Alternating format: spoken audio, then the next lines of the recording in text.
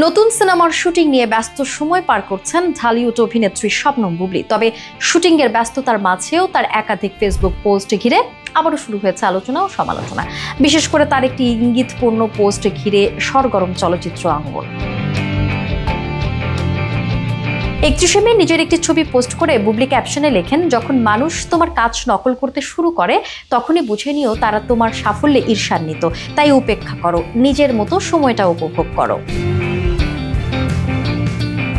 নেটিজেনদের একাংশ মনে করছেন এই পোস্ট সরাসরি কাউকে উদ্দেশ্য করে লেখা, আর সেই ব্যক্তির নাম হয়তো অপু বিশ্বাসী। কারণ এর আগেও শাকিব খানকে কেন্দ্র করে এই দুই নায়িকার ভার্চুয়াল ঠান্ডা যুদ্ধ বহুবার প্রকাশ্যে এসেছে।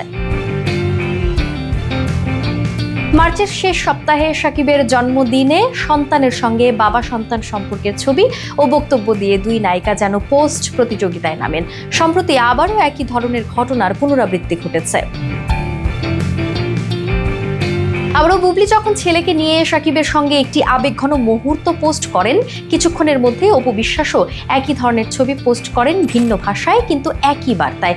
এই ধারাবাহিক পোস্টে অনেকেই বিষয়টিকে বলছেন প্রতিযোগিতামূলক মাতৃত্ব। একজন মন্তব্য করেন, একই দিনে দুই গ্রুপের পোস্টের প্রতিযোগিতা।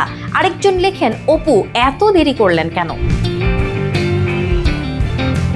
চলচ্চিত্র অঙ্গনে এখন অনেকেই বলছেন, অপু বুবলীর এই ভার্চুয়াল দ্বৈরথ যেন থামছেই না। শাকিব খানকে ঘিরে সাবেক দুই স্ত্রী ও তাদের সন্তানদের পোস্টের মাধ্যমে তারা যেন একে অপরকে ছাপিয়ে যাওয়ার চেষ্টায় ব্যস্ত।